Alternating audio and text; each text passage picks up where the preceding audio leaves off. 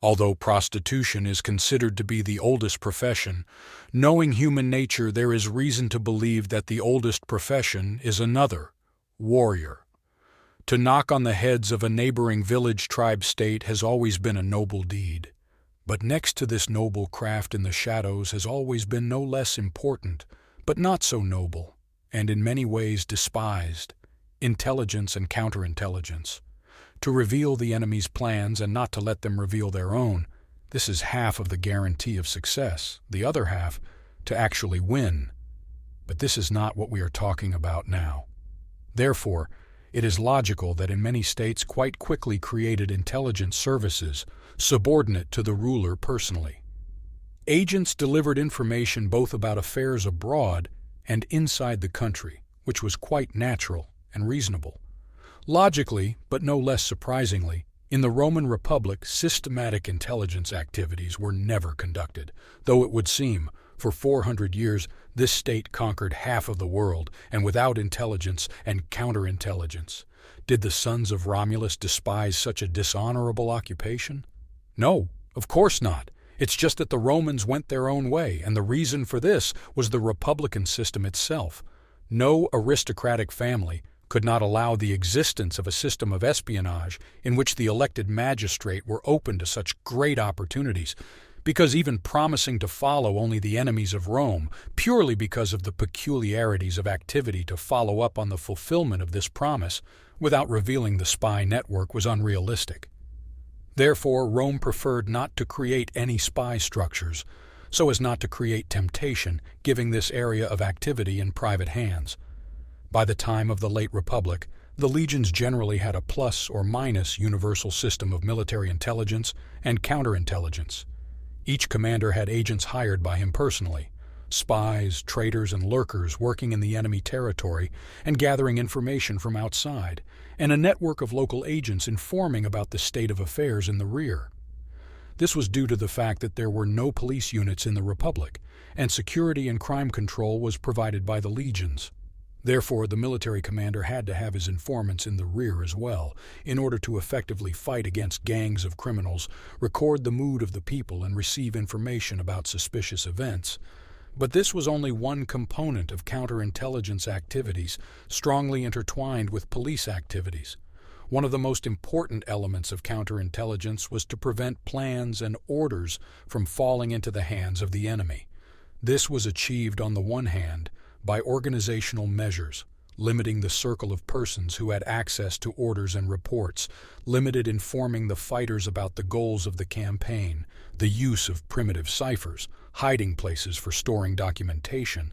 But on the other hand, sooner or later, any information had to be sent outside to other military units, to the governor, or to Rome, and the only way to ensure the safety of such a transfer was the organization of the courier service. Because of the high degree of responsibility, such assignments were given only to the most trusted people from the military commander's inner circle, the speculatores unit. The speculatores were originally formed within the legions as reconnaissance and reconnaissance units, where the best and most loyal soldiers were selected. They were to carry out both independent operations and accompany the commander in his reconnaissance sorties. Gradually, both these functions merged, and speculatores became bodyguards and guards of legion commanders, the most trusted warriors. Therefore, they became errandmen and couriers, delivering correspondence, monitoring the execution of orders, and conveying to the commander the rumors collected on the road. Their high level of professional military training as reconnaissance units increased their chances of avoiding interception en route, and thus made them ideal couriers. An equally important element was the need to have reliable information about the mood in the legion, which became especially acute during the civil wars, when the army turned into an effective political force, torn by this very politics from within.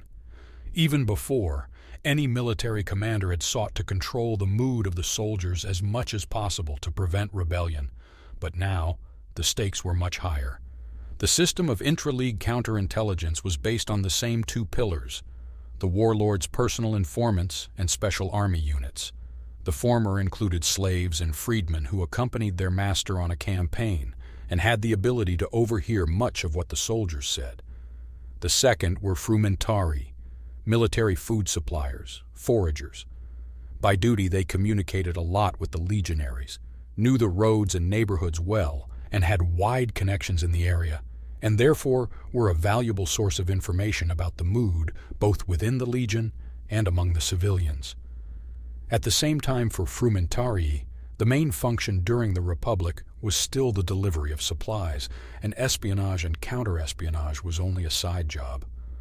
I will certainly be asked, "You talk about counter-espionage, but you didn't say a word about catching enemy spies.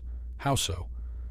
And very simply, all of the above elements of the intelligence service, acting in concert, should have helped to identify spies and spies. But there were no specific measures, and could there be any?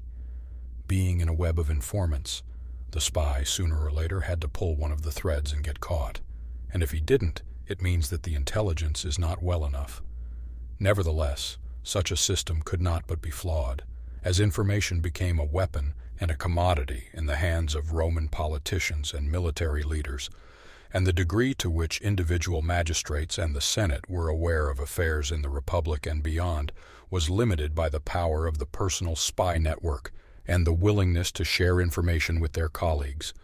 As long as Rome was small and did not go beyond the borders of Latium, it was not a problem, because it was convenient to control the spy network in neighboring areas from Rome, and therefore relatively up-to-date information was in abundance for members of aristocratic families. But when Rome began to spread to the whole Mediterranean, there was a huge problem. Each viceroy and military commander had to create a new intelligence network in the field. The reason for this was the annual turnover, so that even a well-established network could collapse in the absence of its organizer, who left back to Rome. The only solution that could somehow change the situation was to elevate one of these private intelligence agencies to the status of state, but this required unity of command, which was impossible in the Republican system. The key word here is was. The civil wars, in the course of which espionage acquired one of the primary meanings, fully revealed the weakness of the existing motley system of private intelligence. Therefore, it is not surprising that the warlords who fought for power came up with a simple idea. Once in power, it was necessary to extend the legion practices of intelligence and counterintelligence to the civil administration, making the state intelligence service private spy network of the commander himself. And if under Caesar there were only certain advances in this direction, Augustus institutionalized this system. The problems that the princeps faced were in fact similar to those that faced him when he was commander of the legion.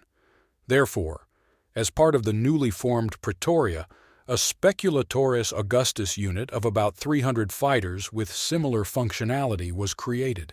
They lost the function of personal protection of the princeps, which was assumed by the horse guards, but had to carry out courier service and supervision of the execution of orders. Over time, their duties expanded towards political investigation. They began to monitor suspects of treason, investigate crimes of particular importance to princeps, arrest suspects, intercept correspondence, provocations. It is also likely that speculatores Augustus were the contacts and curators of spy networks, since, traveling throughout the empire, they had the opportunity to contact agents and recruit new ones. Their activity flourished in the first half of the 1st century AD, but with the beginning of the dynastic crisis in the empire, the role of speculatores Augustus was leveled due to a lack of trust on the part of the new emperors, not from the Julius Claudian dynasty. The Flavian dynasty, which came after the crisis of 69, had to rebuild the espionage system as the old private state Julius Claudius managed to collapse. Having no such extensive network of confidants as the old dynasty, Vespasian was forced to use the army spy network established by him, and already under his successors, as it proved to be successful, it became nationwide. The basis of the new espionage system was the frumentarii, which proved themselves well in the legions. The new structure received a set of powers similar to speculatores Augustus, but there was one key difference. Now there were always several frumentarii in the staff of governors, who officially performed the functions of couriers. Unofficially, They were doing the same thing as their senior colleagues in Rome: intelligence and counterintelligence. They created and supervised intelligence networks, collected information, searched for and prosecuted criminals. The units of the frumentarii governors rarely numbered more than 10 people and were recruited from legions stationed in the province. Distinguished frumentarii could be transferred to Rome for additional training, after which they could return to a higher position in the governor's staff. Thus, the frumentarii in the provinces had a double subordination to the governor and the emperor, which allowed them to keep the former under supervision. The total number of frumentarii did not exceed 800, which, you must admit, is not much for the empire. But strangely enough, this amount was quite enough to operate an intelligence network deployed throughout the empire and conduct investigative activities. Since the frumentarii system proved itself well as a means of internal control over the situation in the country, they gradually began to shift responsibilities in those areas where other imperial structures failed: supervision of tax collection, supervision of construction, supply of the army. In addition, frumentarii began to be used as assassins. As a result, by the end of the reign of the Severus dynasty, frumentarii turned from an effective means of intelligence and counterintelligence into a corrupt criminal community that entangled the entire empire, and even with the favor of the emperors themselves. The crisis of the 3rd century only aggravated this situation, since in the conditions of strife, on the one hand, the frumentarii were needed by successive emperors, and on the other, they often caused more harm themselves than any opponent. Therefore, when Emperor Diocletian reassembled the Roman Empire, frumentarii had no place in it. They were too notorious. They had too dubious effectiveness. The division was dissolved, and in its place a new one was created: agents in rebus, which received functionality similar to the original frumentarii, but they never received the same amount of power. Diocletian nevertheless took into account the mistakes of his predecessors for the sake of preserving Rome.